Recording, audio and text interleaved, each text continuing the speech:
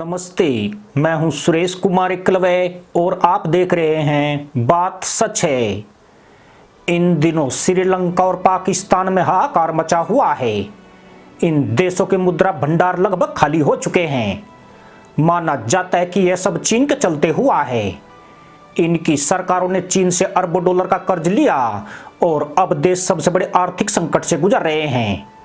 पाकिस्तान का शराबी जिन्ना नोट टल्ली होकर डॉलर के सामने बकरी कुदान कर रहा है, तो वहीं श्रीलंका का रुपया थक्कर धड़ाम हो गया है। दुनिया की सबसे बड़ी आर्थिक महाशक्ति कहे जाने वाले चीन के सामने भी सबसे बड़ा विदेशी कर्ज संकट पैदा हो गया है। इसकी वजह शी जिनपिंग का फेवरेट प्रोजेक्ट माना जा रहा है, जिसके कारण कई छोटे देश को कर्ज बांटा गया। यानी बेल्ट एंड रोड इनिशिएटिव ने चीन को आज एक बहुत बड़ी मुश्किल में डाल दिया है। BRI को जिनपिंग ने अपनी सबसे बड़ी विदेश नीति के तौर पर लॉन्च किया था। सन 1949 के बाद से चीन की सबसे बड़ी योजना थी। साथ ही ये दुनिया का सबसे बड़ा इंफ्रास्ट्रक्चर प्रोग्राम था। इस योजना के तहत कई प्रोजेक्ट्स तो लॉन्च हो गए, लेकिन उनसे चीन को जो फायदा मिलना चाहिए था वो उसे नहीं मिल पाया। जबकि चीन ने अपने इंफ्रास्ट्रक्चर प्रोजेक्ट्स के लिए बहुत से देश को कर्ज दिया था। इसकी वजह से चीन पर जितना दबाव बना, उतना ही दबाव Sri Lanka, Laos, Kyrgyzstan, Maldives, Djibouti, Mongolia जैसे उन देशों पर भी आया जो पहले ही आर्थिक संकट से जूझ रहे थे। एशिया, अफ्रीका और लैटिन अमेरिका के कई देशों में इस प्रोजेक्ट की वजह से एक के बाद एक कर्ज संकट पैदा होता गया। साल 2013 में इस प्रोग्राम को पहली बार प्रस्तावित किया गया था।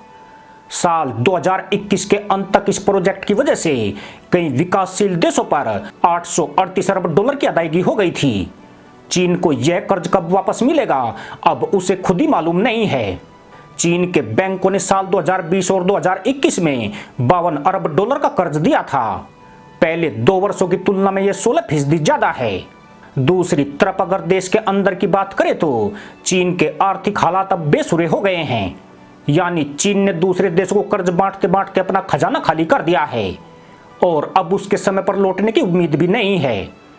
उधर चीन की जनता में यह आशंका पैदा हो गई है कि देश आर्थिक संकट में फंस गया है। इसकी वजह हेनान प्रांत के बैंकों का दिवालिया होना माना जा रहा है। चीन के बैंकों ने लोगों का पैसा देने से मना कर दिया है। यानी चीन के बैंकों के सामने अब एक नया संकट पैदा हो गया है। कल हेनान प्रांत में एक बैंक के सामने टैंक्स की लंबी लाइन लगी थी और वजह थी बैंक ऑफ चाइना का एक फैसला।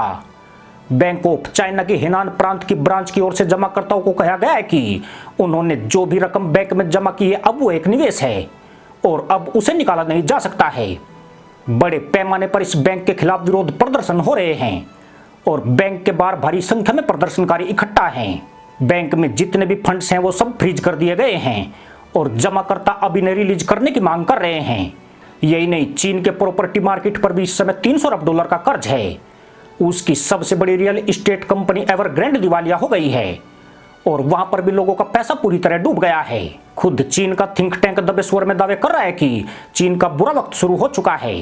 2022 चीन के लिए सबसे मुश्किल समय होने वाला है। देश की 4,60,000 कंपनियां साल के आधे में ही बंद हो चुकी है। 31 लाख इंडस्ट्रियल और कमर्शियल उद्योगों को पट्टे पर डाल दिया गया है। 1,76 लाख कॉलेज ग्रेजुएशन में एडमिशन ले चुके हैं और देश के 80 लाख युवा बेरोजगार हैं। जबकि चीन के प्रत्येक व्यक्ति पर विदेशी कर्ज बढ़कर 8,676 डॉलर हो गया है। यानी चीन भी श्रीलंका के सांप का शिकार हो गया है।